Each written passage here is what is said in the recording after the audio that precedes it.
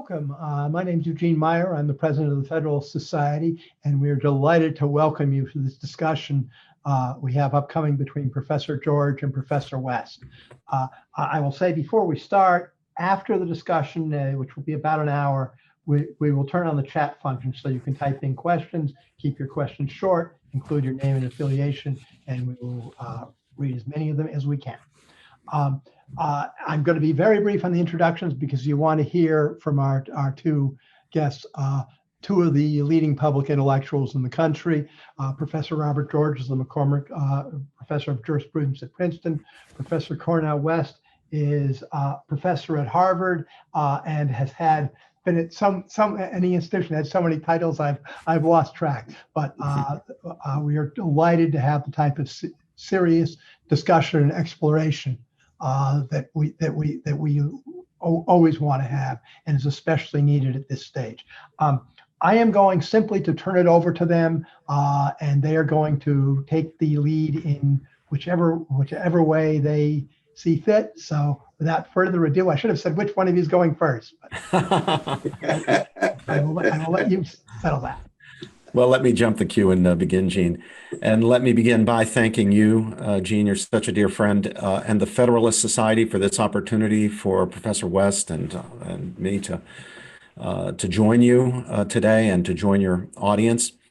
I wish I could say that I was among the founders of the Federalist Society. I wasn't, but I've been a friend and an admirer of the society and a participant in its events, at least since the early 1990s. And the Federalist Society has done such enormous good for the cause of constitutionalism, for the rule of law, for legal education, and for the practice of law in the country. It's a genuine and huge success story, and I am proud of my affiliation with it. And I'm absolutely delighted. It's always a pleasure to be on with my dear friend and brother Cornel West, but I'm delighted to be joining him here at a Federalist Society event. Cornel's profile is not one that is commonly associated with the Federalist Society, but he is somebody who Federalist Society people need to know about, need to understand, need to engage, and need to learn from. And at the deepest level, he shares something fundamental with Federalist Society folk. It's what he shares with me. It's a commitment to truth-seeking, whether that's in legal education, whether it's in the arts and sciences, whether it's in any of the other schools of professional education. Cornel believes, and I believe, in truth-seeking. And we're going to talk about some of the conditions that have to be in place in institutions for them to be truth-seeking institutions. He also shares my commitment and the Federalist Society's commitment to the rule of law and to Republican government, to what these days we tend to call democracy, what our founding fathers preferred to call Republican government. The participation of the ruled in the enterprise of ruling, governing ourselves, being free people in free institutions. Cornel and I have built not only a friendship, but a very powerful and fruitful partnership, teaching courses together at Princeton, going around the country, lecturing together, writing together on the basis of those shared commitments. And it's really been among the greatest joys in my life to work with Cornel and to learn from him. And not only to learn from him in the traditional sense, when we talk about Plato or St. Augustine or Luther or Marx or Hayek or Dewey or Lewis, as we do in our classes, but also learning from the example that he sets of truth-seeking, of integrity, of standing up for what he believes, speaking out even when it's unpopular with people on his side of the ideological divide. Cornel and I both have plenty of experience with tribalism and with being something of a dissenter within the tribe, and sometimes suffering the consequences of deviating from the tribe's view on this or that or the other thing. That takes integrity, and Cornel has modeled that, and it's benefited me to learn from his example there. Before I turn it over to Cornel for some opening remarks of his own, I want to quote the most recent piece that Cornel and I did together. It appeared in the Boston Globe as a kind of op-ed piece, and it was called Honesty and Courage. I won't take the time to read the entire text to you. I hope that people who are interested in what Cornel West and I do together will look up Honesty and Courage, the op-ed in the Boston Globe, and read it. We also have an audio version of it that's published by the James Madison program at Princeton, posted as a kind of podcast. We call it Madison's Notes. But I will read just the opening part of it because it reflects the commitments that bring us together, that bind us together. These are commitments we had no trouble hammering out together. We didn't have to go word by word or line by line to reach agreement. They're things that we deeply share and that are at the foundation of our own personal vocations. And I believe there are things that are shared with folks associated with the Federalist Society. So let me just read a few of the opening paragraphs. Honesty and courage alone can save our wounded, disunited country now. We need the honesty and courage to speak the truth, including painful truths that unsettle not only our foes, but also our friends and ourselves. We need the honesty and courage to honor the contributions of great men and women who have gone before us, those who articulated and defended true principles of justice and the common good, built or helped to preserve worthy institutions, and modeled important virtues. We need the honesty and courage to recognize the faults, flaws, and failings of even the greatest of our heroes, and to acknowledge our own faults and flaws and failings.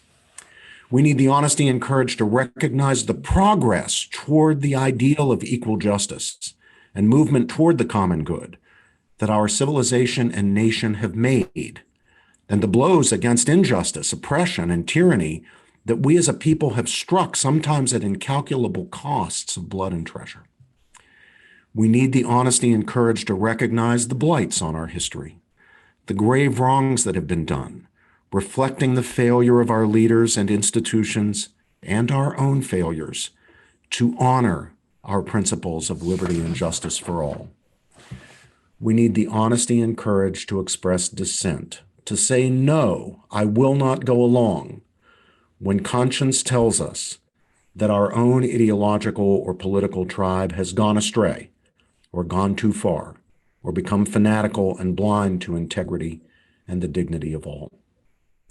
And we go on from there, but that will give you a sense of the important values and virtues that unite the two of us, that have been at the foundation of the bond that has enabled us to do our work together, teaching, lecturing, and writing, and that we think are so desperately needed just now in our country precisely because it is so deeply wounded and disunited, polarized in ways that are all too reminiscent of the dangerous period at the turn of the century between the 18th and 19th centuries, as reflected, for example, in the election of 1800, and then the really terrible division that produced the horrible Civil War with all of its carnage. Our colleague, the distinguished historian of the Civil War at Princeton, James McPherson, says 750,000 deaths in the Civil War.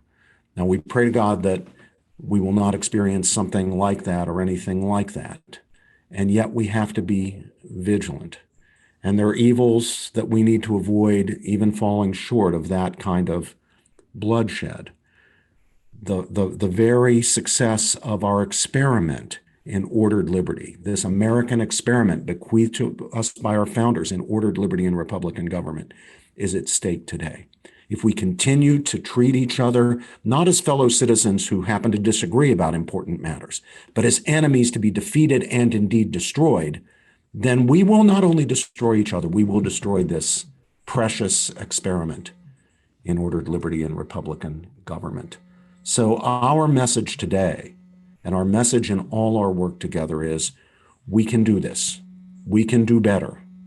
We can restore the conditions, revalorize the virtues and the values that are needed to carry on this wonderful experiment, which by its nature, as any experiment, can fail, but in whose success we ought to be deeply vested. And for the sake of whose success, we ought to be willing to bear any burden and pay any price, make any sacrifice, take any risk, because it's worth it. Cornel, let me turn it over to you. No, thank you so much. I want to begin by just saluting Brother Eugene for allowing us to have this conversation. We've been at it for 15 years, and we intend to be at it until the worms get our bodies, because we want to be forces for real good as we understand our distinctive callings and vocations. I also want to acknowledge Brother Charles, who is behind the scene, but doing a wonderful job with his mask on and things. But anytime I get a chance to be in dialogue with my dear brother Robbie, it puts a smile on my face. Because at the deepest moral and spiritual level, it's a chance to both enjoy but also exemplify the fact that love is in no way reducible to politics, and that brotherhood is in no way reducible to agreement on various public policy. I think he's wrong on a number of things. He thinks I'm wrong on a number of things. We revel in wrestling with the arguments, the evidence, the stories, the narrative, the analysis that we have, but we come together on something that I think is just so crucial. And it's even more than a common ground. More and more, it's a kind of precondition for any conception of civilized interactions. And its basic virtues. Socratic legacy of Athens, indispensable. Examine life is not worth living. Self-scrutiny, intellectual humility, recognizing you could be wrong even as you take a strong stand, so that humility and tenacity can go hand in hand alongside an acknowledgement of our fallibility.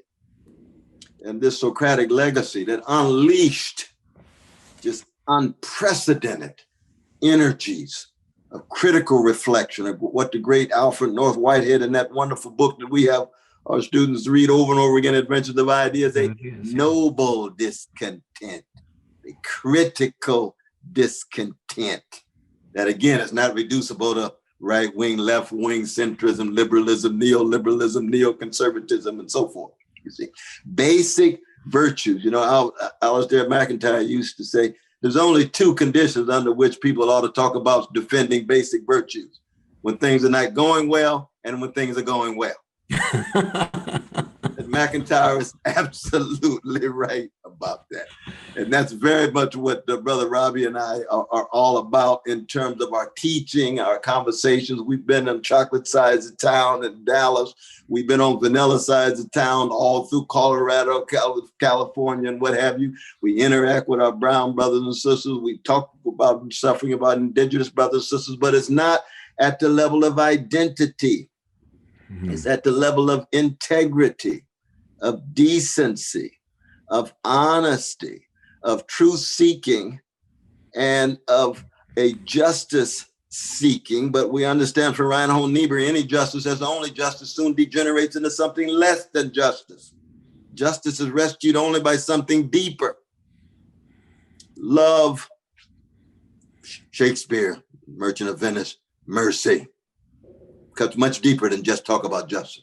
You're only talking about justice, lo and behold, you're going to weaponize it in such a way that you end up reproducing so much of the greed, the corruption, the indifference, the callousness that you were initially opposing. And so we're always concerned about that reptilian character of quest for justice, quest for the good, quest for the truth, and the ways in which we must have a robust, uninhibited public space. I mean, Walt Whitman's magnificent text of Democratic Vistas talks about there has to be a public space where human beings and citizens can enter without humiliation and engaging in disagreement by listening intensely and trying to persuade, that pitho that the Greeks highlighted versus the bia, the centrality of persuasion rather than just forced coercion and violence.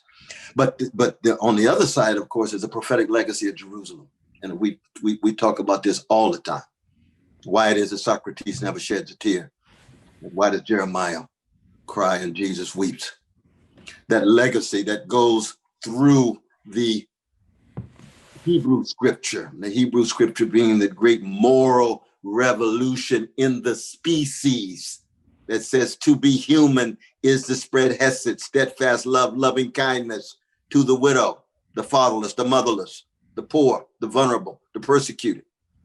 And Jesus building, Muhammad building, and even our secular brothers and sisters who can recast love in terms of benevolence, be it a Hume, or recast it in different language of empathy and so forth. But these two fundamental pillars constitute preconditions of any kind of civilized, let alone democratic project in which people who are viewed as having dignity and a sanctity that must be affirmed regardless of color, nation, sexual orientation, regardless of class, at the deepest level of what it means to be human. And as Christians, we talk about it in terms of Imago Dei, but we know Christians have no monopoly, even theoretically, philosophically, or practically, on access to these legacies.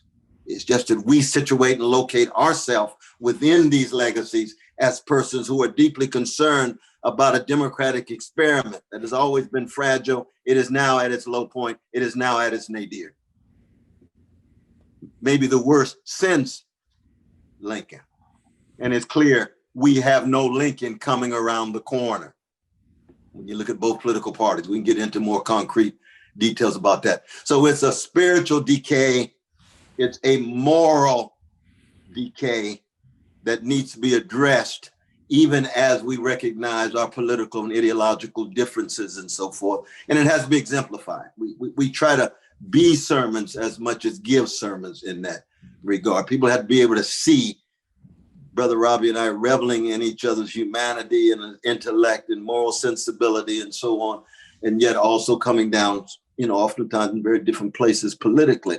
But things are looks like they're getting worse and worse, though, brother. You know what I mean? Is that a fair characterization, you think? It sure is, in my view, Cornel. It sure is. Yeah. Our country went through a Great Depression, terrible circumstances. Our fathers grew up in it. Mine certainly did. I think yours did.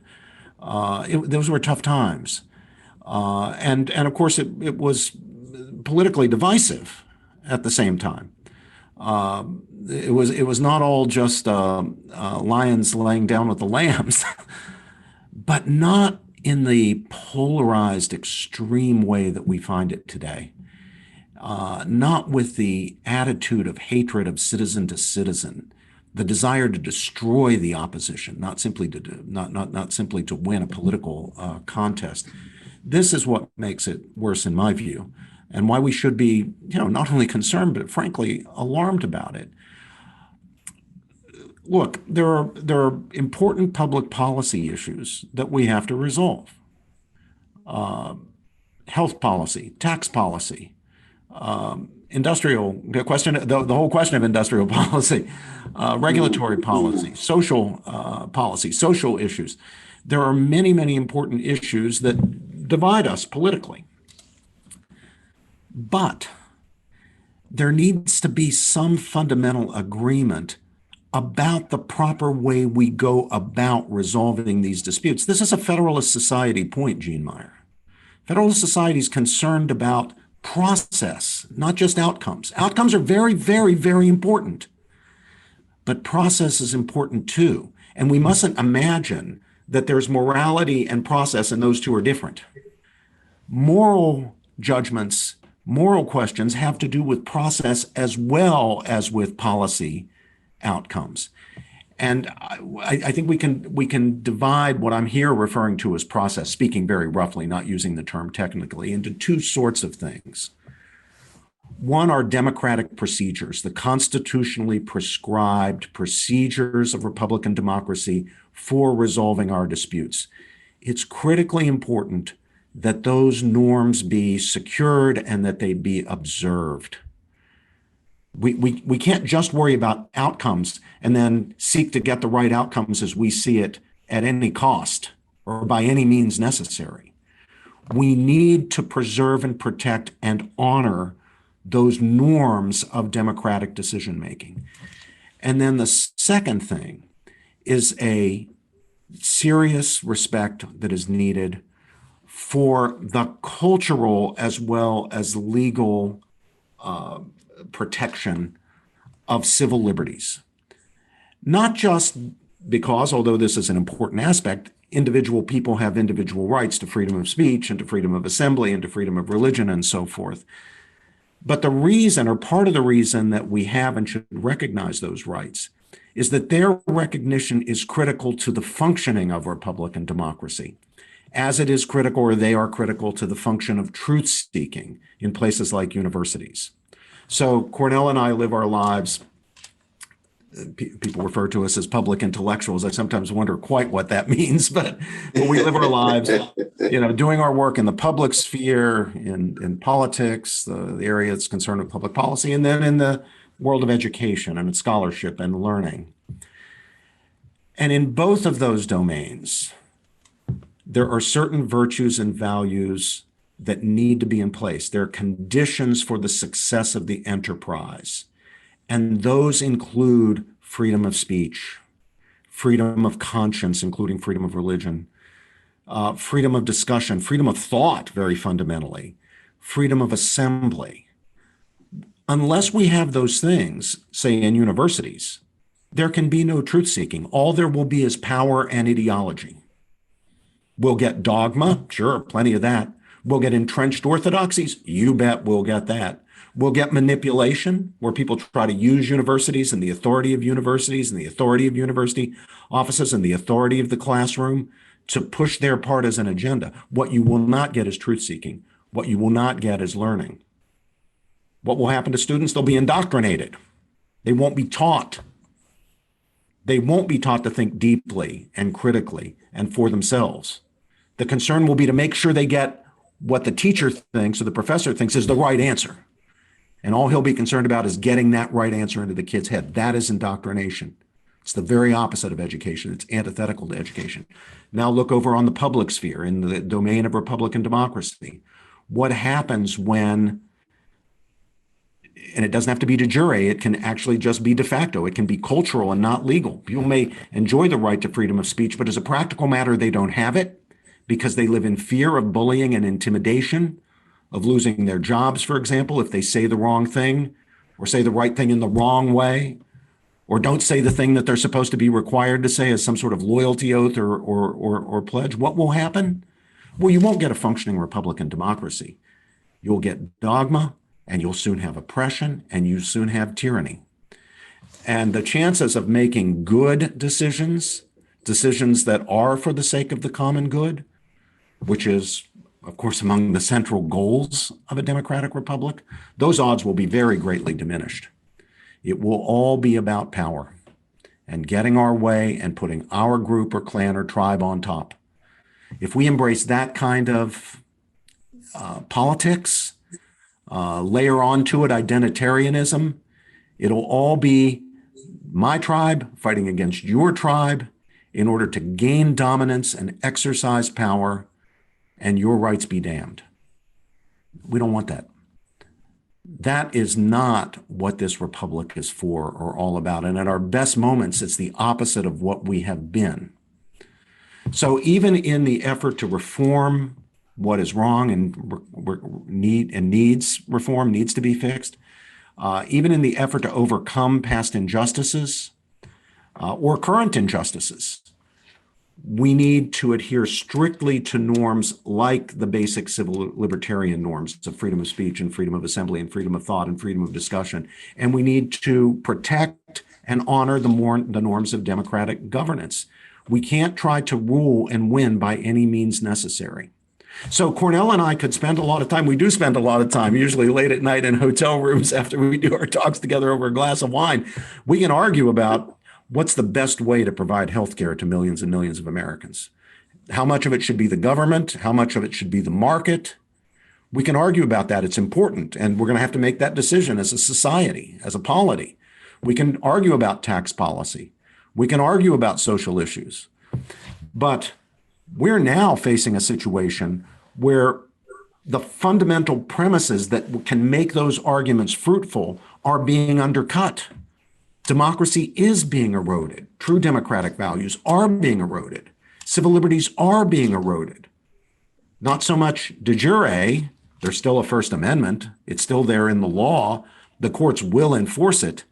But de facto, people living in fear, people being subjected to bullying and intimidation in universities and elsewhere when they speak their minds. And so this is why Cornel and I have spoken out so forcefully on these so-called procedural questions. We think they're of profound moral importance. They're not merely procedural. Cornel, have I summed it up? No, absolutely. I mean, again, we go back to the Greeks, the parrhesia, the free speech, the unintimidated speech, the fearless speech. It's not just free speech, but it's a speech that is informed by respect for the other and empathy for the other. But most importantly, it is a speech to be protected. That's why civil liberties and rights are the precondition of any talk of a civilized society, let alone a democratic society, which means, of course, when you look at human history, that series of crimes and follies that Gibbon talked about, or that slaughterhouse that Hegel talks about in his lectures. History has been a slaughterhouse, he says, a Schlachtbank. That yes, it has been. Why? Because of so much greed, so much fear, insecurity translated into domination. And that's the raw materials of history that we're dealing with. How to create a countervailing force. That's where you have liberty, Republican government, democracy, egalitarian sensibilities, let alone kindness, sweetness, gentleness, those things that are worth living and dying for. So we've got a philosophical anthropology here that's very important. It does pit Socrates against Thrasymachus. If Thrasymachus can convince Glucon and the younger generation, might makes right, then you will end up, as Martin Luther King used to say, with an obsession with thou shalt not get caught, the 11th commandment, and survival of the slickest. You can't have a democracy, you can't have a culture, you can't have trust, empathy without that. You can't even have personal relationships without that. You see, and this is part of why we're in such trouble. I mean, when you have a thoroughly commodified culture, it doesn't leave space for non-market values like love and trust and kindness and sweetness and so forth. Then what's left? I mean, good God. And of course, Brother Rob is a great musician, and I think that I am in the shower. And you got the music, the arts remind us that there's got to be spheres that Thrasymachus cannot in any way invade. Might cannot be right. Socrates has to convince the younger generation integrity must have a space, even if it leads toward the hemlock. Or Jesus has to convince the Roman empires. There's got to be a space, even if the only space for me is a manger and a cross. I'm going to leave that legacy of a love of neighbor, a love of stranger, a love of the other, as it were. And of course, that goes back to Leviticus. That's Hebrew scripture that Jesus is building on. But most importantly, I think in America these days, we have to acknowledge the juxtaposition between the Grand Inquisitors. That's Dostoevskian terrain, you see. The ones who know that they're doing wrong, but have given up on that quest. And so they're the disillusioned believers who are manipulating, using that miracle and mystery and authority for tyranny and mystification and subordination. That's the inside of Dostoevsky. And then here comes John Stuart Mill on liberty. We've got to have robust, uninhibited conversation across the board with no manipulation from those who have given up on the quest for truth, for goodness, for beauty, and for Christians like ourselves, the religious folk, for the holy or for God. So in that sense, we need a witness bearing that cuts across politics and ideology at a moment in which a democracy is seemingly going under. And one cannot be more insistent on this, it seems to me. And we have to be able to speak to our young people and get them to see that it's not just power, that these vulgar versions of Michel Foucault, and I think Michel Foucault is a fascinating thinker and so forth, but gets appropriated in these vulgar ways. So he becomes the footnote to Thrasymachus. Yeah, The worst exactly. thing you want. The worst thing you want, no matter how fancy, sophisticated, refined, and subtle you think he is. No, he's talking about power, power, power, power. He's not talking about integrity. He's not talking about honesty. He's not talking about decency. He's not talking about trying to understand power always already exists. We know that, but it can't be the end all and be all. Something else has got to be at stake when you're talking about love, when you're talking about justice, when you're talking about democracy, when you're talking about community, when you're talking about those things that people in the past have been living to live and die for, and many continue today. And we debate about what do we mean by domination? There's domination by the nation state. Yes, Hayek is right. There's domination by the market. Hayek's got to rethink sometimes. Oh, you're not really highlighting the domination by the big corporations the way you're talking about domination by the nation state. We can learn from Frederick, but he can learn from R.H. Tawney. He can learn from the folk he can learn from Chesterton. He can learn from the folk who are looking at all these different forms of domination. White supremacist domination, vicious. Learn a whole lot from Du Bois and the others. Male supremacist domination and so forth and so on. Losing sight of humanity of Jewish brothers and sisters. 2,000 years of a hated people. How do you keep track of their humanity? And yet they're human beings as well, which means that they also can contribute to domination too. That's one of the reasons why Brother Robbie fight for the right of Noam Chomsky to be wrong. I fight for the right of Brother Rush Limbaugh to be wrong. Now, I think Chomsky's also going to be right. You think Rush is probably less right than I think Chomsky is. That's all right. We have a drink over it. We work it out. But we fight for their right to be wrong. And yet we hold up the standards. None of them going to be Thrasymachus as long as we're alive. We're going to push that back. None of them going to be Grand Inquisitors as long as we're alive. We're going to push that back. They have a right to attempt to be, but any injurious harm that flows, any contribution to ways in which they are trumping or foreclosing the voices of others, then we defend those voices. And of course, I come from a people of Black people whose anthem is lift every voice, is not lift every echo. Let the echo chambers go. Quit imitating Monk Toe Coltrane. Find your own voice. Play yourself. That sounds like Ralph Waldo Emerson too. That sounds like Muriel Rukeyser too. That sounds like Whitman too. Find your own voice like your fingerprint. Robbie has his voice.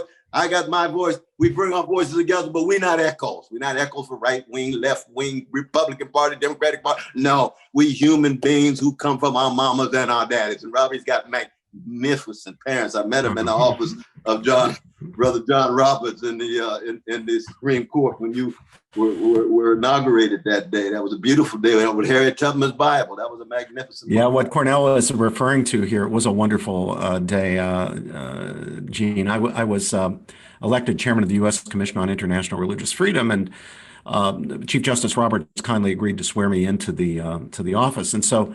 I wanted to be sworn in on a historically important Bible. Now, all Bibles are important. I'm not ranking Bibles, but I wanted to be sworn into office, especially given the human rights nature of the enterprise, on the Bible of an important human rights hero.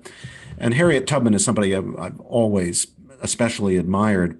So I got in touch with the Harriet Tubman House, the little museum in her honor in Auburn, New York, on the Underground Railroad, and they seemed to be pretty happy to hear from me. And not that there was anything special about me. It's just that they're up there and they don't get nearly as much attention as some of the other important museums and sites. So they welcomed the phone call, and they got especially excited when I told them the next part of it, which is that I wanted to borrow the Bible, Harriet Tubman's Bible, to be sworn in on, and that Brother Cornel West had agreed to hold the Bible for me when I was sworn in. They were really excited about that, as well they should have been. And so on that beautiful day, we went to the Supreme Court. My parents were there. My wife and some of my other family were there. And Chief Justice Roberts kindly swore me in on Harriet Tubman's Bible, with Brother Cornel holding the Bible there in his chambers.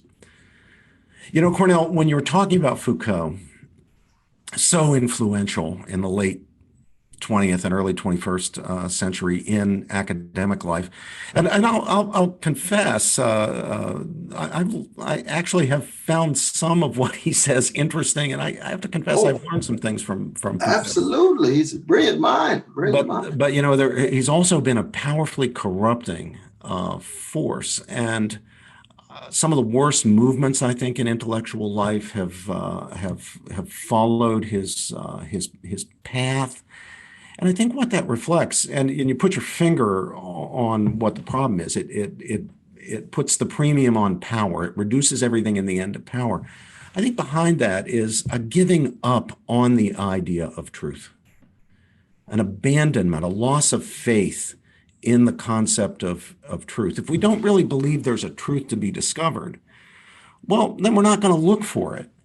And what we're going to be concerned about is not actually finding the truth and getting ourselves into line with the truth and reforming our thinking if in view of the best investigation and reflection, we find ourselves in error.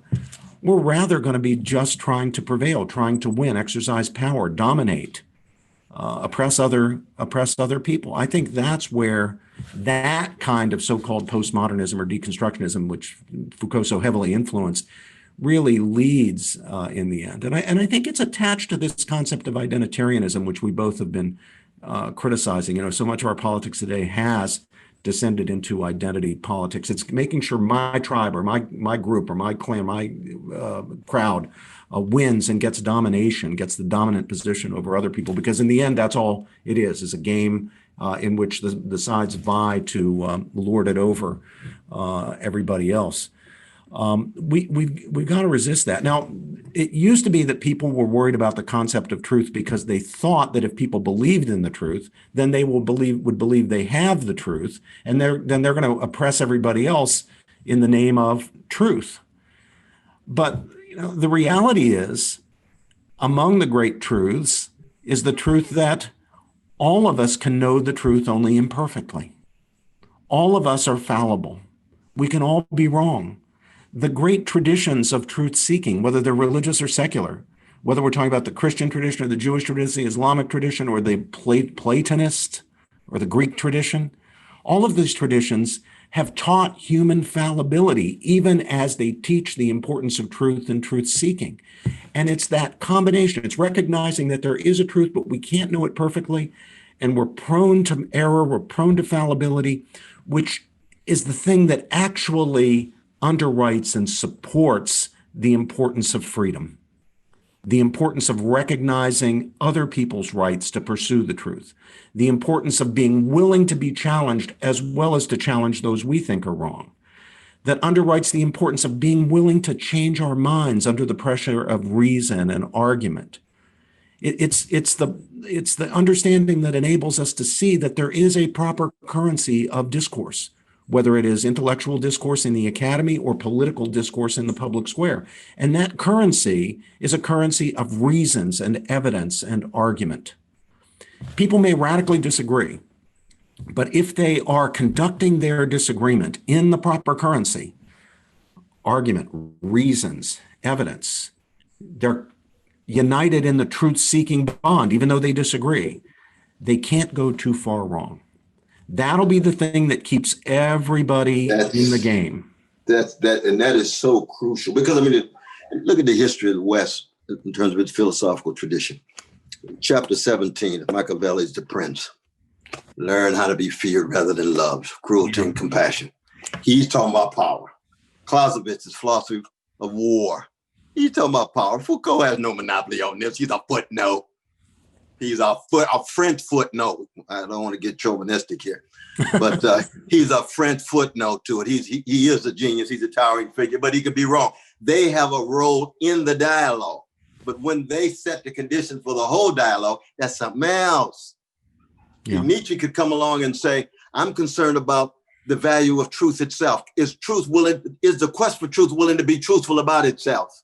That's the Nietzschean question. That's a profound question. I think Nietzsche's wrong. come on in, Frederick. Let's have a dialogue about it.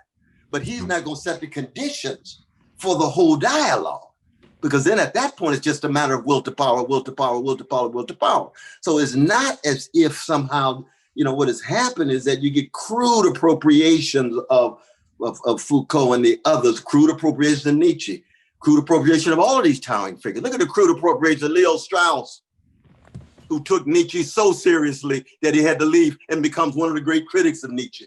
Understand his trajectory, understand what he's wrestling with at the deepest level. All of these towering figures oftentimes get deodorized and sanitized, and they get crudely appropriated, and it becomes just a matter of the younger generation of Glucon and Demetrius and the others these days in the past going off in ways in which it make it difficult for the kind of public dialogue, let alone public life. And there is no democracy without high quality public conversation, public life, public interaction. I didn't say transaction. That's too marketed. Interaction for transformation. Markets play their role. Absolutely. When markets take over and become ubiquitous, you got spiritual emptiness, moral vacuity across the board.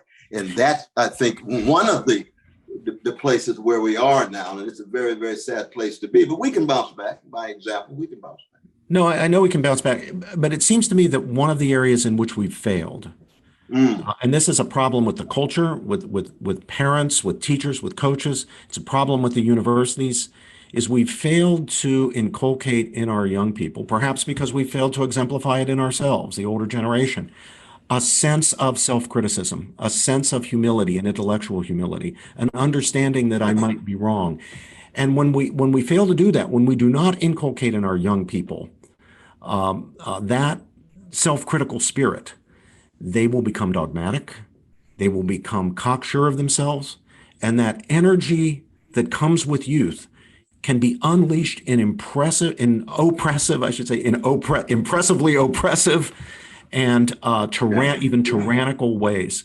And I think we're seeing an awful lot of that now, where our young people are sure they're right and will not listen to somebody on the other side, will not listen to a challenge. They imagine that if anybody disagrees with them, they must have some malicious motive, unless they're just idiots, because it's self-evident what the truth is. I know the truth, and I'm going to march off. Of course, they don't really believe in truth. If you question them on the idea of truth, they don't really believe in truth. They believe in my truth and your truth. And yet they are willing to impose and to violate the civil liberties of people who disagree because they are so certain of their rectitude, of their virtue.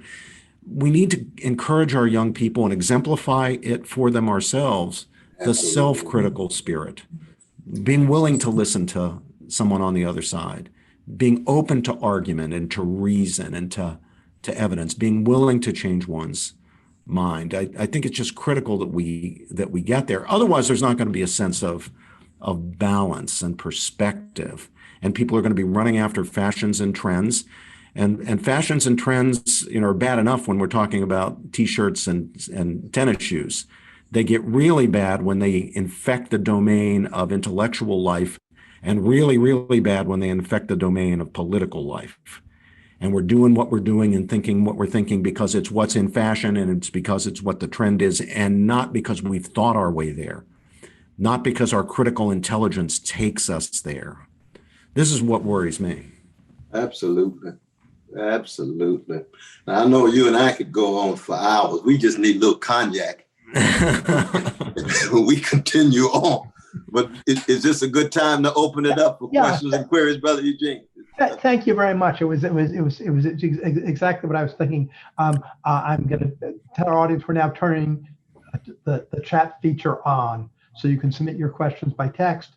Please keep your questions short. While you're doing that, Gene, let me take this opportunity to share with your participants a little story about the origins of the op-ed that Cornel and I did for the Boston Globe on honesty and courage, because I think it might be interesting to people. This op-ed began life after Princeton University announced that it was removing Woodrow Wilson's name from the famous public policy school at Princeton University that was formerly known as the Woodrow Wilson School. And the reason for this, the reason that demands had been made that Wilson's name be removed, was that Wilson did have a terrible record on race. He resegregated the bureaucracy of the federal government. He was certainly a racist. And so demands have, for the past several years, been made that his name be removed. Now, Woodrow Wilson, as Gene and Cornel both know, and I'll imagine most participants know, is not a beloved figure among conservatives. Quite the opposite. He was a progressive icon when I was a boy, and well, for most of my life, he's been regarded as a progressive icon. Certainly, one of the founding fathers of the 20th century progressive movement. But the pressure to remove the name was coming from the left, as it were, based on race. Well, Cornel West, the famous progressive public intellectual, called me when this news was released and said, Brother Robbie, I'm concerned about this. I'm skeptical about this decision. First of all, I'm skeptical about the way it was made. It was just suddenly handed down. A few years ago, a very careful deliberation had been done. A committee had been formed. The committee reported on the question, recommended, which the university accepted, that they keep the name Woodrow Wilson on the school, not to celebrate Wilson's racism, which nobody, of course, approves of, but rather to acknowledge his contributions to the life of the university. He built Princeton University into a major research university. The reason that we're not a small liberal arts college, not that there's anything wrong with small liberal arts colleges, I went to one myself, Swarthmore, but the reason that Princeton is what it is today, a world-renowned major research university, really is that Woodrow Wilson had the vision to build it into that, and that's why they were honoring him. And suddenly, under the pressure coming out of the George Floyd episode, Princeton University suddenly removes his name. Cornel was concerned about that. He was concerned about the way it was done, and he was concerned about doing it. So we talked for a while about that. I shared both of Cornel's concerns. We both reflected on the importance of recognizing that all human beings, starting with ourselves, are a mix. There's nobody who's perfect, and in fact, most of us are very, very, very imperfect. When we celebrate a hero, whether it's George Washington or Abraham Lincoln or Frederick Douglass or Martin Luther King or Harriet Tubman, for that matter, when we celebrate a hero, we don't celebrate their flaws, even though they have flaws. They're human beings. We celebrate their achievements, the good that they did. So we kicked that around for a while. And the original thought, Cornel, was that we do a piece on this, on the Wilson School issue and on the naming of buildings. But as we reflected on it together more and more, it became clear that this was just a small part of a much larger problem, which reflects a loss, a failure of honesty and courage, which leads to imbalanced views about these things, an inability to think critically and in a nuanced way about issues like statues and renaming buildings and so forth. And so that's why, as I read at the beginning of this conversation, we said that we need honesty and courage to honor the great contributions of men and women who have gone before us, who've articulated and defended true principles of justice, helped to preserve our institutions. This is what we think about when we think about George Washington or Abraham Lincoln or Frederick Douglass or Martin Luther King. We don't honor Washington for being a slave owner. We don't honor Martin Luther King for his, what we now know were bad way of treating women. We don't honor people for their faults. We honor, say, a Washington or a King for the great things they did, for the courage they exemplified, for the leadership that they offered, for the witness that they gave. But we, at the same time, we do acknowledge their faults. And that's why the next paragraph was, we need the honesty and courage to recognize the faults and flaws and failings of even of the greatest of our heroes and acknowledge our own faults and flaws and failings. And then the rest of the piece really does that kind of nuancing and balancing. And our diagnosis of that is the reason people are failing to provide that kind of nuance and balance, to think these things through in a nuanced and balanced way, to go with the trends and the fads and the fashions and the passions. The reason is there's a failure, there's a lack of honesty and courage. And remember, there was a concern about that integrity of the process, because as a graduate student at Princeton in the mid-'70s, we'd put forward the same argument. And we were concerned about the validity of the argument, not just power being pushed one way or the other. When the students took over the president's office and so forth, and I had paid for their rooms in Nassau Inn when they were under threats and so forth, it was a matter of making sure they had a right to protest, making sure that they were treating people with dignity and dealing with the consequences of their actions. But it was the argument. When you had executive declaration with no faculty consultation, and that's what happened with Brother Chris. And I love Brother Chris, but I'm very critical of him when he just executive declaration and no serious faculty consultation, then it doesn't come from the democratic reflection and dialogue that's required to understand exactly why Brother Woodrow Wilson's name is no longer on there. People need to understand. It can't just come from the top. Yeah, this goes back to that point I was trying to make earlier. It's got to be an organic process. And I'm already critical of the imperial presidency. I don't care whether it's Republican or Democrat. I can't stand imperial executive power. It's unaccountable. Yeah. Moral principles. Same is true for presidents. Now, of course, much less might be at stake, but it's still a moral issue, you see. And so when we talked and you said, no, I want to cast it broader, I said, oh, it's Brother Robbie being visionary again. Oh, yeah, that's Brother Robbie being visionary. You were right in terms of how we ended up casting it in the broader light, and I'm glad. And we should also note, New York Times wouldn't take it. Yeah, that's right. Oh, no, New York Times, what are you talking about? We don't understand what you're talking about. Yeah, Cornel's talking about our op-ed. I mean, when Washington Post wouldn't take it. Wall Street Journal wouldn't take it. Yeah. So we said, oh, God, honesty and courage is so out of fashion. Thank God we had Sister Marjorie at the Boston Globe. Yeah, worked for 25 years. She said, this is a very important piece. I said, my God, somebody still believes honesty and courage has weight and gravitas. That's a beautiful breakthrough. That's wonderful. It's not going to be just about what our brand is. It's about what our cause is going to be. Well, I know I'm going on and on, but I'm glad you mentioned that. That whole process. And we should also know with the Harper Magazine piece, that when Brother Mark Lilly asked me to put my name on it.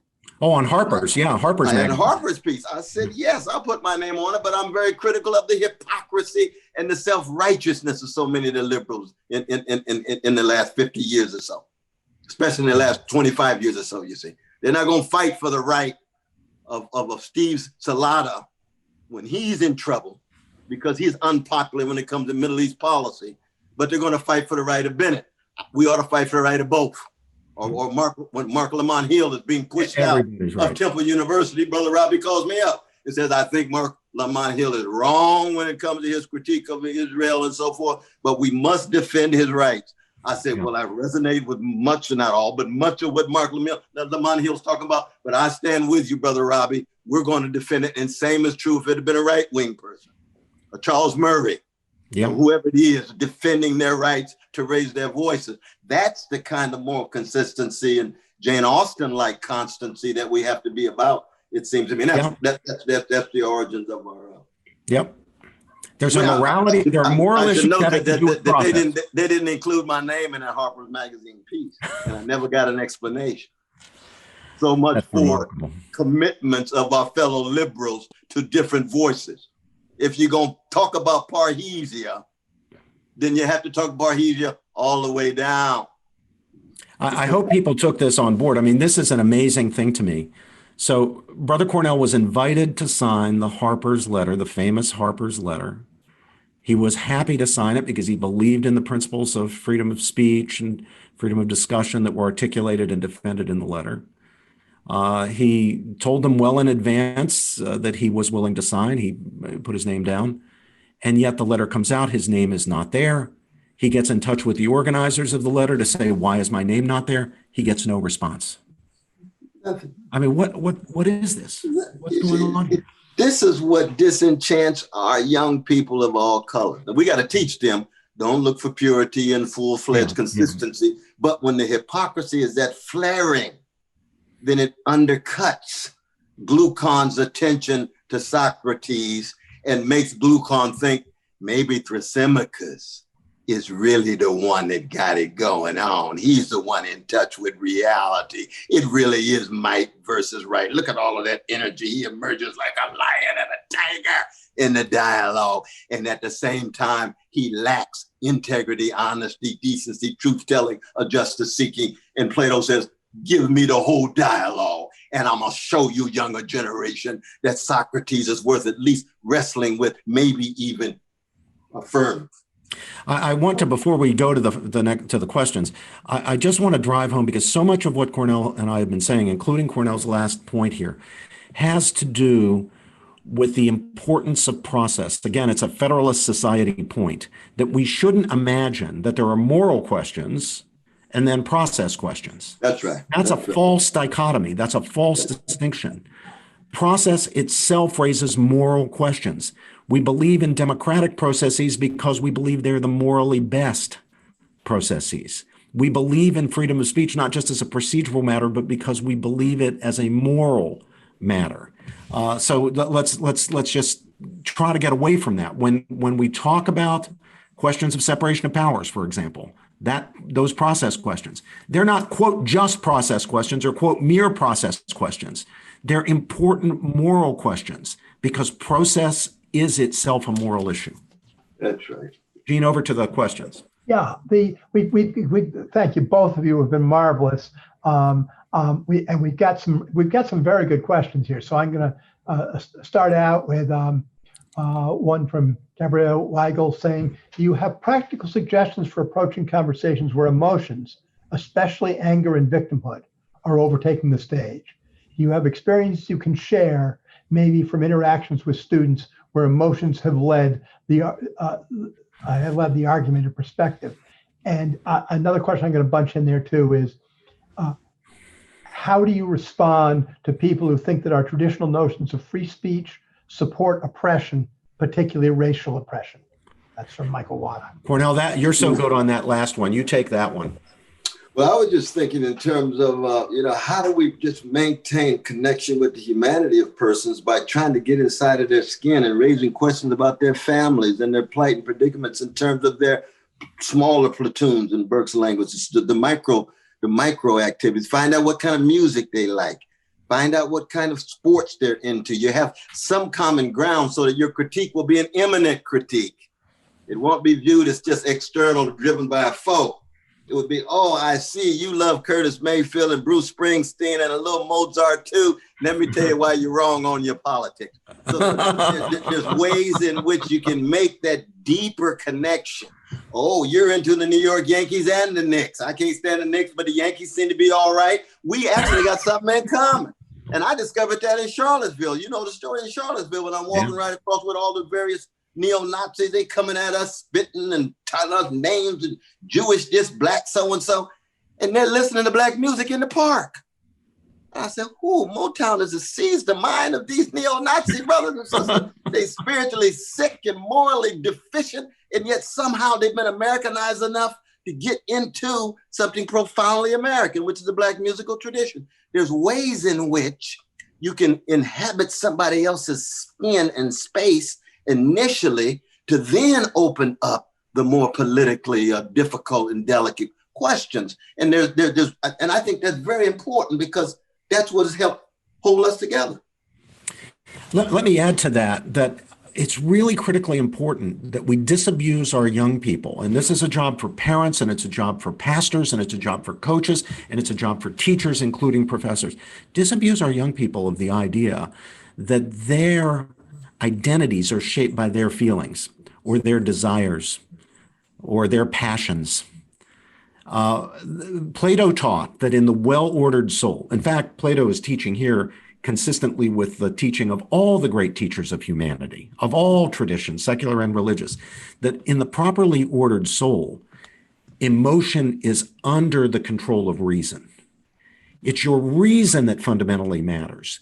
You can adjust and should adjust your emotions to keep them in line with reason. You shouldn't let emotion have the whip hand, instrumentalizing reason and turning reason into nothing more than a tool for getting what you happen to want, whatever you want, or advance your feelings, no matter what those feelings happen to be. You'll never get self-criticism if students or young people believe that their identities are constituted by their feelings and emotions. There is no critique of feelings and emotions from within.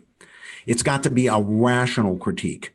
They have to learn self-control. The most difficult challenge that anybody will ever face, and we all face it, the most difficult challenge for human beings is the challenge of self-mastery. It's to be master of ourselves, to get the soul, the self, properly ordered, so that we're not simply the slaves of our passions, to use that famous quotation, Cornel, from Hume. We're not serfs living under the control of emotion. We have to challenge that with our young people every step of the way, at every opportunity, to get them thinking about who they really are.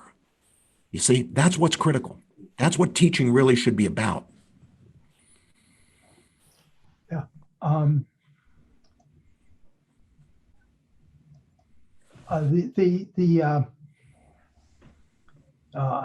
sorry. There are a lot of good questions here, so I'm trying to pick some of the best ones. Professor George has shared the view that conservatives have for expressing views publicly because they might lose their job, et cetera. Professor West, is there a similar fear on the left? What was that? Professor George has shared his view that conservatives have about expressing views publicly because they might lose their jobs. Is there a similar view on the left? Yeah, it depends on what the context is. I remember around, 9/11, I think Ward Churchill got pushed out for saying something critical. And whether you agree or disagree with him, it was important to defend his liberty. We know the history of World War I, for example, at Columbia. That was the reason why the new school was founded, because so many of the anti-war professors were pushed out. So it's a long history under the Espionage Act in which left-wing professors, Paul Sweezy, of course, was pushed out, even when his teacher, Joseph Schumpeter, supported him because of him being a Marxist. Well, that's during the McCarthy Act years. And it takes whatever forms relative to circumstances, that the left can be suppressive, the left can be repressive. And when you have, right now in the universities, I think you have a kind of neoliberal hegemony, so that the leftists are still there, but they're not really hegemonic. And the conservatives are very much on the fringes. I mean, I think that's fair to say, even at Princeton, the conservative intellectuals and professors are really on the fringes, you see. And you just have to make sure, if you're going to be Socratic and prophetic, that we're embracing the high quality voices across ideological lines to make sure our young people are exposed and they begin to see the connections. There's no William Hazlitt without Edmund Burke. The real test of, Just Stop talks about this, the test of a serious leftist is to go through Edmund Burke and the others. You see, the real test of a leftist is to go through Hegel's conservative, so that, and vice versa. How you gonna be a conservative and not read Marx at all? Not read what the critique of capitalism is, where his insights are, where his conclusion you disagree, and so forth and so on. That's what I think what's needed. And I think that on the left now, we need more progressive and leftist voices who defend voices across the board, regardless of politics and ideology. Yeah, I mean, just at the moment, Gene, it seems to me that the most powerful threat, the thing that's really a danger to academic life, is coming mainly from the identitarian left. Now, the identitarian left activity in trying to shut down competing voices, including competing voices on the left. Remember, the so-called woke aren't just trying to get rid of the conservatives; they're trying to get rid of those on the left who aren't buying their particular form of leftism. So I think that's the real threat in the academy. But if we look at society more broadly, we see not only an identitarian left, but we also see an identitarian right. It was probably there all along. Carol Swain and Russ Neely were talking about this back in the early 2000s. And I thought this is just a minor thing, if it exists at all. But it's become clear, and I think partly responsive to the rise of the identitarian left, that there is an identitarian right, sometimes called the alt-right or elements of the alt-right. But it is there, and the two are a rather toxic combination. And I wouldn't want to see either one growing. But it is true that whoever is in power, if they're given a monopoly on power in institutions, if there's not dissent present, is going to be tempted to abuse that power to repress any dissent that might arise. Cornel looks back, and he's right, to the suppression of people on the left, Marxist and non-Marxist. Non-Marxist socialists were also absolutely. In World War I and the period shortly after World War I, and then again during the McCarthy period. And the McCarthy period is one that's especially instructive, and I really urge especially young people who are tempted to this identitarianism and to the suppression of other people's speech and have gotten so dogmatic. I urge them to think about this problem. It's something I'm going to talk about right now. And that is good causes, noble causes, even the best causes can be and have been besmirched and even discredited by unjust, fanatical, extreme, tyrannical behavior. Look at McCarthy. McCarthy was acting in the name of anti-communism. Now, if you think of the history of the 20th century and the death toll, the body count, the corpses piled up by communism from 1917 on, whether we're talking about the Soviet Union, whether we're talking about China, whether we're talking about Cambodia, you can't but conclude that opposing communism, opposing Soviet totalitarianism, for example, was a very noble cause. And yet look at how much smearing of that cause came not from communists, but from anti-communists like McCarthy, who abused their power, used unjust, unfair means, and with the result of largely discrediting, or in important ways discrediting, the anti-communist movement. When you hear the word anti-communist today, you don't necessarily think of great, noble anti-communists like Václav Havel or John Paul II, or some of the great anti-communist labor leaders that you will recall from the 1950s, or figures like Adlai Stevenson or John F. Kennedy. You recall McCarthy. Why is that? Why that stain? It's because McCarthy discredited, to a significant extent, a very noble and worthy cause. That can be true of civil rights. That can be true of the cause of fighting back against racial oppression or the legacy of slavery and Jim Crow. Your cause may be a wonderful cause, but you can tar and smear and discredit the cause yourself by bad, oppressive, tyrannical behavior in trying to advance it. Absolutely. And you think in terms of my own democratic socialist tradition. If you start with gangsters like Stalin and Pol Pot and Mao, and you never get to Norman Thomas, Princeton graduate, class of 1905, right?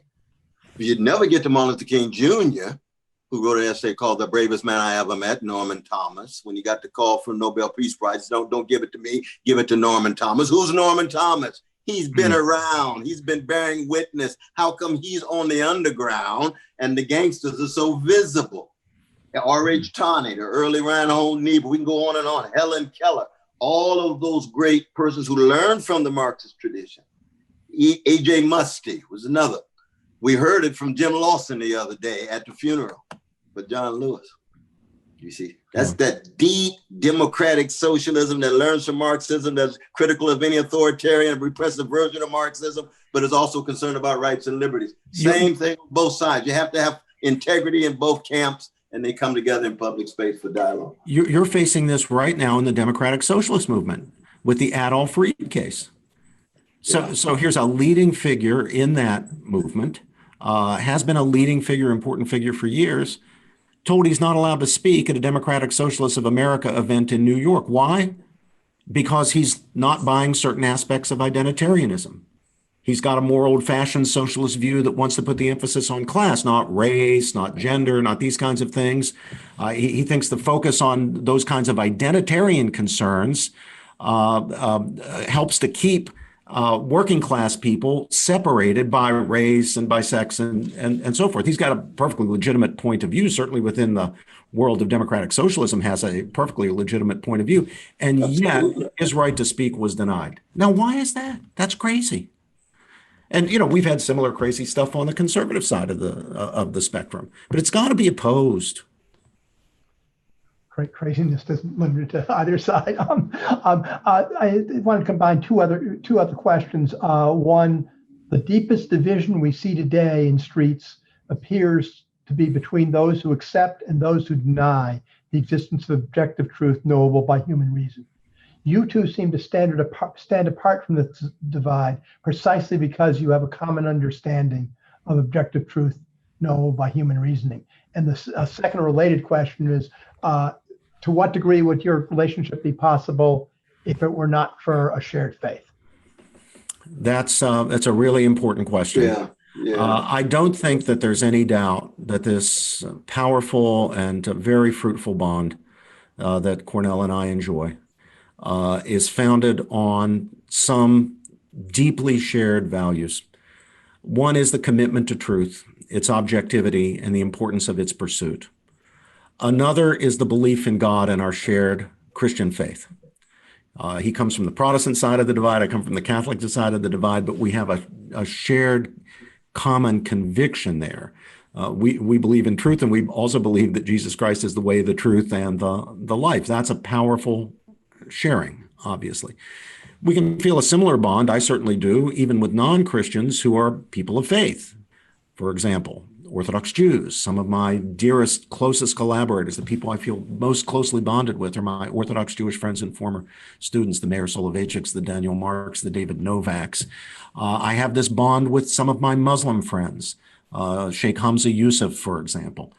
It gets harder when the divide gets broader, where there's not that shared understanding that there's more than this material world, that there's a higher power, that there's a spiritual realm. We can still do it, though. It's thinner, it's narrower. We can still do it, though, if we have a shared commitment to truth-seeking.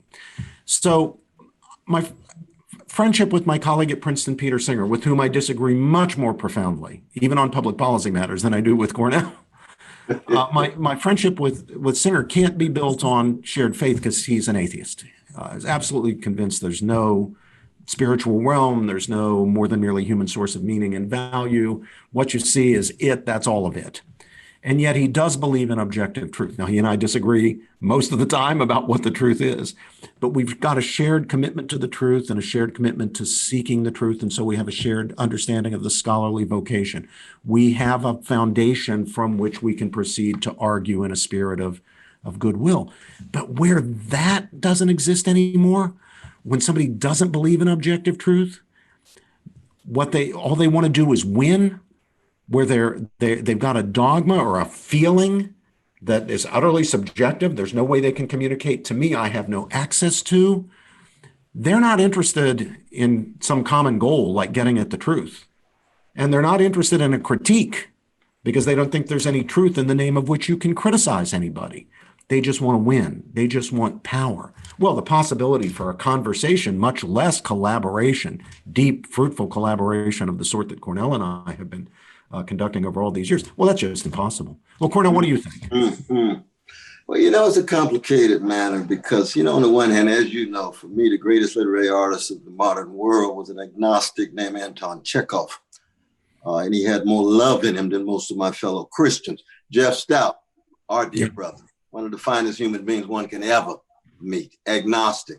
He's got more love in him than many of my fellow Christians. Now, they believe in objective truth. That's true. But on the other hand, you see, go back to Charlottesville. See, the neo-Nazis that we were after, it's not like they read a lot of Nietzsche. They believe in objective truth. They're just wrong as they can be. And here we are marching. We believe in the quest for truth too. And we think we're right. So I'm not sure about that question that's the major divide.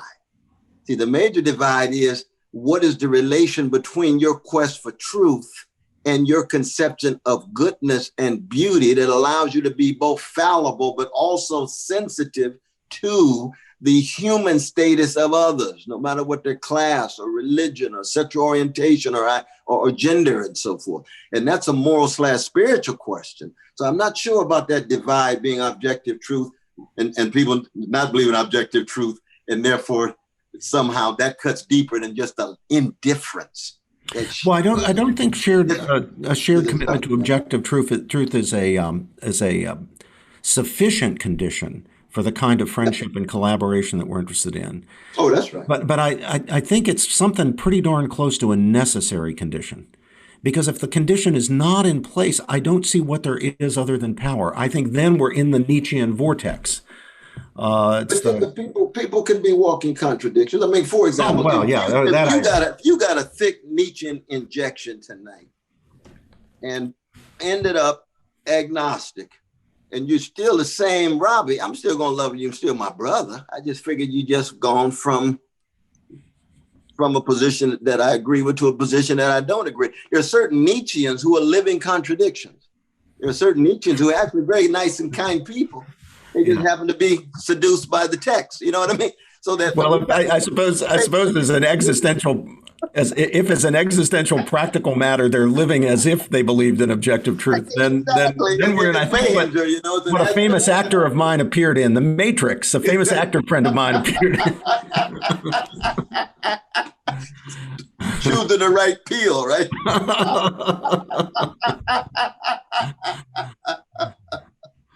We're probably going to have to come toward the end, and I apologize. There are a lot of good questions I'm leaving on the table, but I did want to get one other in, or at least one other in, maybe two. But this one is, there is a pretty elaborate theory behind the refusal to debate or listen. It posits that debate and reason are themselves tools of oppression. Oh, yeah. And critical thinking, a trap that weakens people. They don't think it's a failure of honesty or courage because they don't think those are paramount values. What's to be done about this?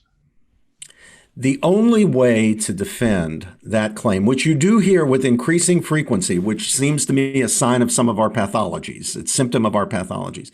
But notice that the only way to defend that claim is by reason and argument.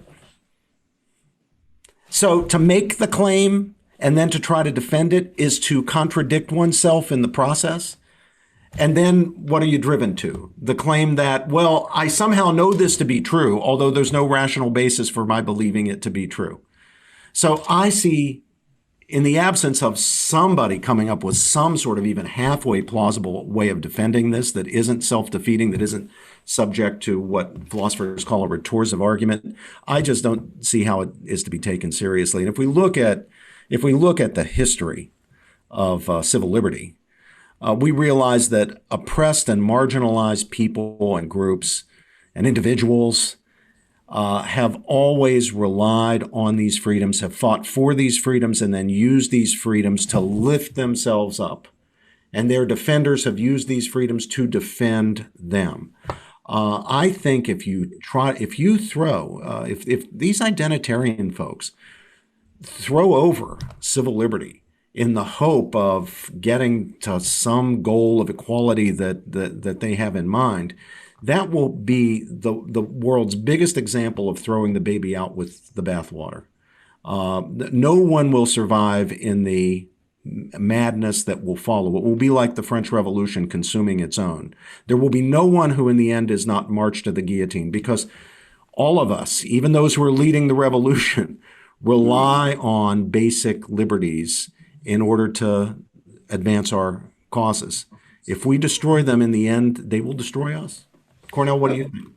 No, I just think there's got to be a zone for the complex and the nuanced. It's never all or nothing.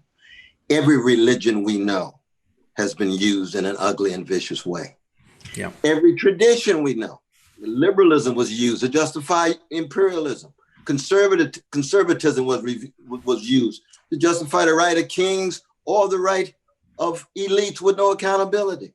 But there have been rightists and conservative thinkers who were critical of those conservative deployments.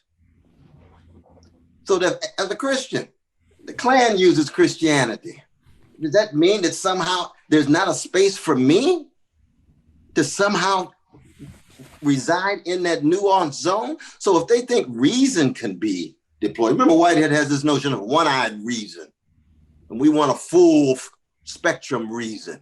One-eyed reason can end up justifying technology and scientificity and so forth, as if they themselves ought not be criticized. They can become dogmas themselves. Debate itself, of course, debate can be used as a form of power and be deployed in ways that are highly objectionable. But what is the response? A zone of nuance and complexity in the name of rational dialogue, in the name of critical engagement, in the name of debate. And so it is with Judaism. My God, Judaism could be used in a variety of different ways. There's Amos and Esther and Miriam over here, and here comes Jabotinsky over here.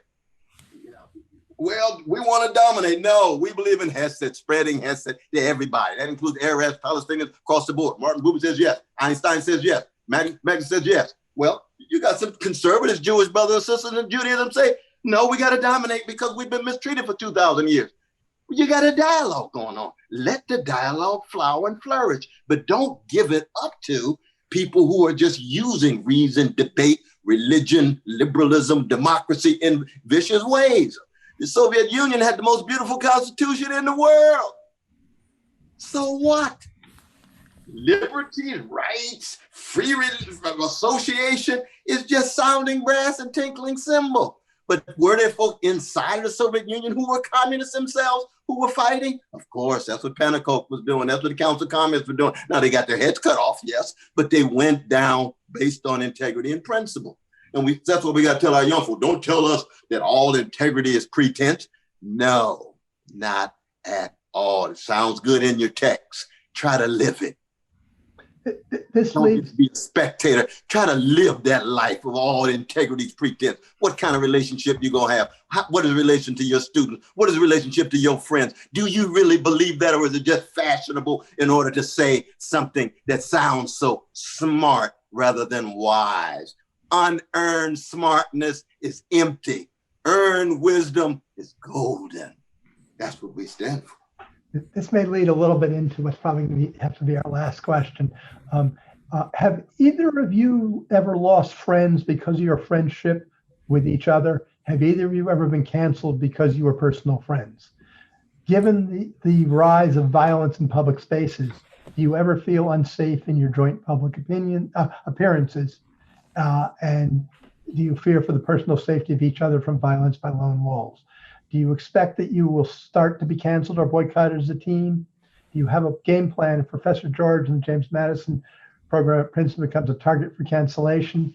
The last part of this is something like, could you stand for him in that case? I think I know the answer to that question. But the core of these questions, I think, are things which are on the minds of a lot of people, including a lot of younger people. So I wanted to throw it out to both of you.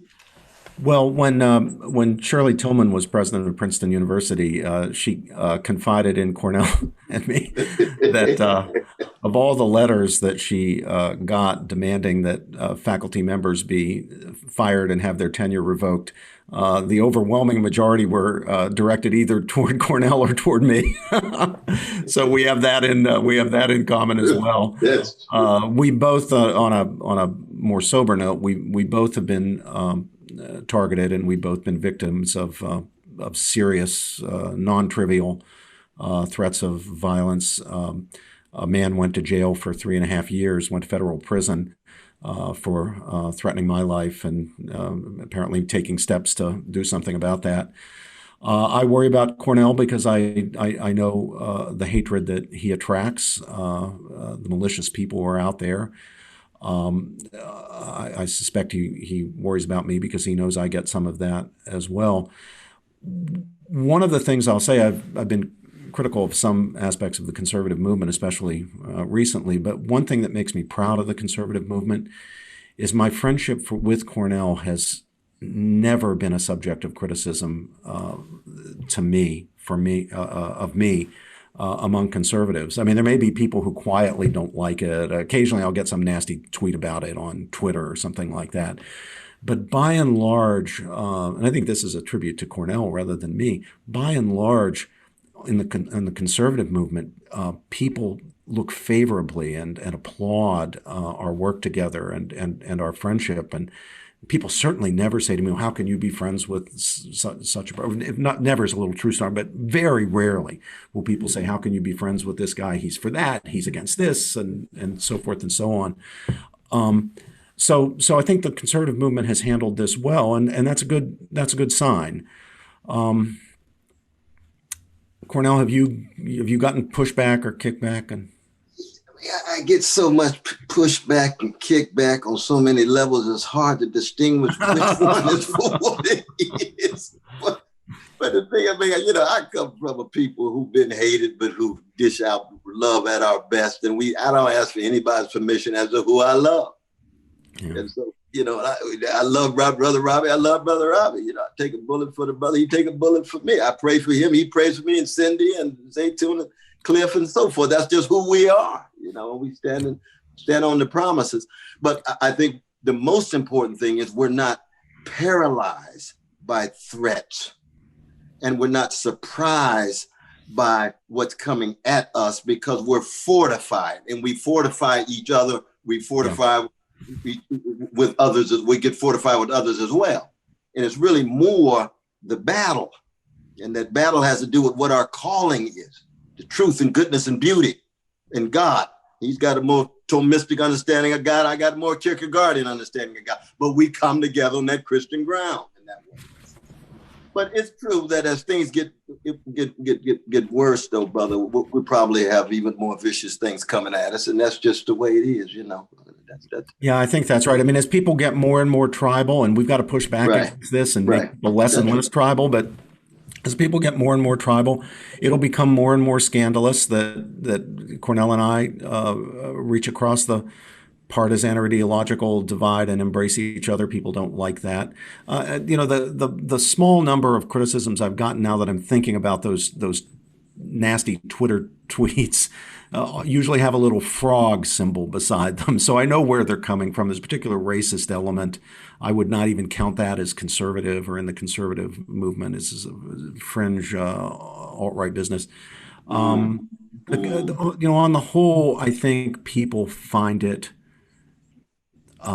positive, in some cases maybe even inspiring, that Cornel and I are working together, that we do share these fundamental commitments to democracy and to civil liberty and to truth seeking and the things that do bind us together. And we don't want to have monopoly on this. We don't want it to be the Cornel West and Robbie George unique thing. Not at all. We want it to be the least unique thing in all of human history. Everybody, here's from Robbie and Cornel to all of you. Reach out, find somebody you disagree with about stuff, but with whom you have some deep bond, some deep sharing. They might be familial, they might be a religious sharing, they may be a commitment to truth seeking. Reach out and then listen to each other. It's important that we not just preach or teach, but that we be willing to learn, that we be willing to listen, to reflect.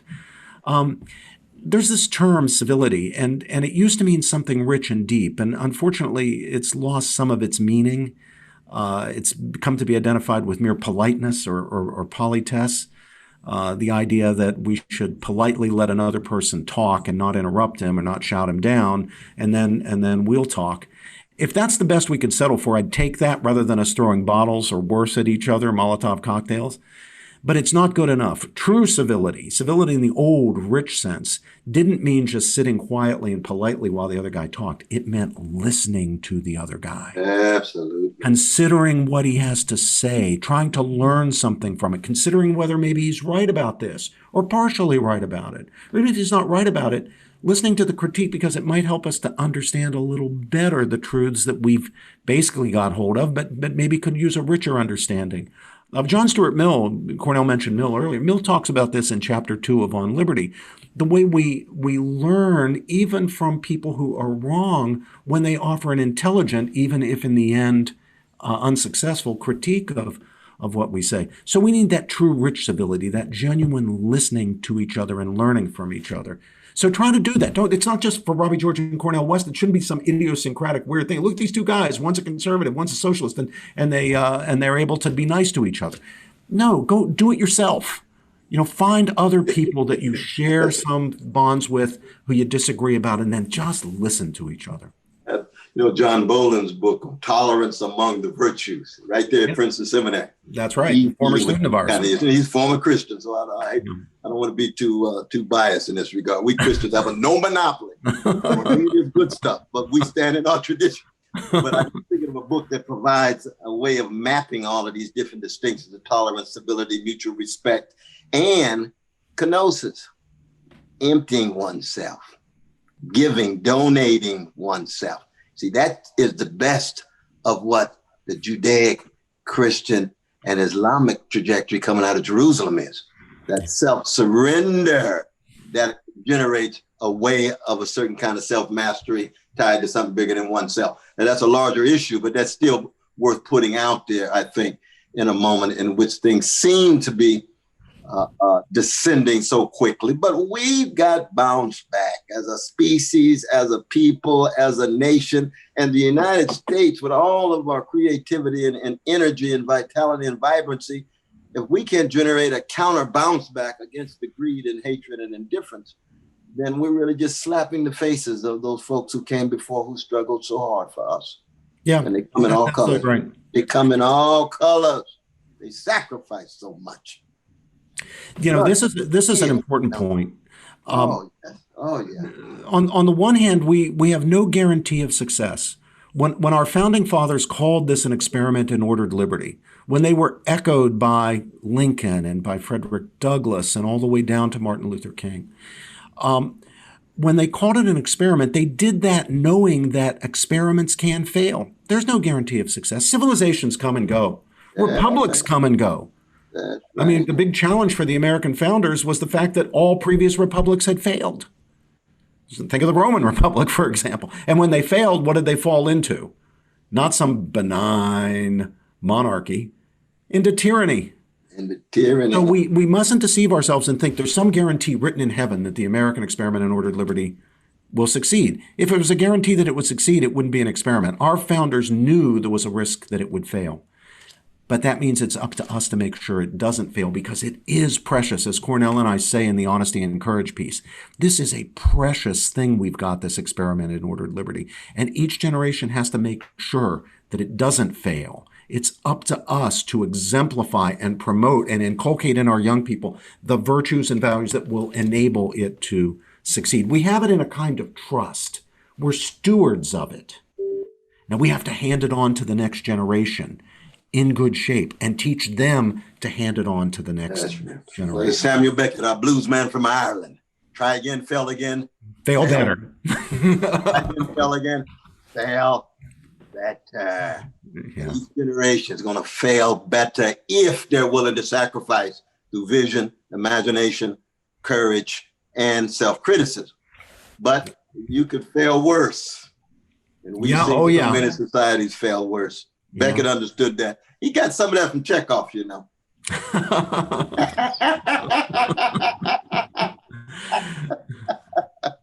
I just wanted to express our enormous gratitude to both of you. You've both been just wonderful. I've been getting, as I say, half the question I haven't been able to get to. I've been getting enormous amount of praise for both of you.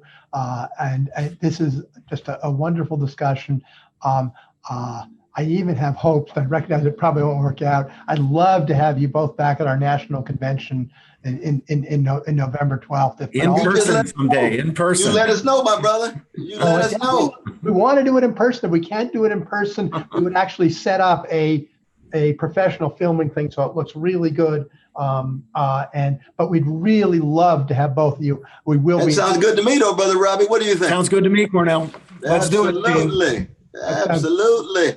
Thank God for the Bill of Rights. Oh, that's Brother Madison. Appreciate it. There we go. Exactly. Oh, Bill of Rights, that makes a difference now. Absolutely. Well. Yeah. Thank you, Gene, and thanks to the Federalist Society, and thanks for all the great work the Federalist Society does. Well, appreciate that, and this type of discussion, I hope, is an example of what we try to do. And thanks to both of you. Oh, indeed. Also for thanks so much. God bless your family. Yeah, God bless you, Gene. Thanks again. Stay safe and strong.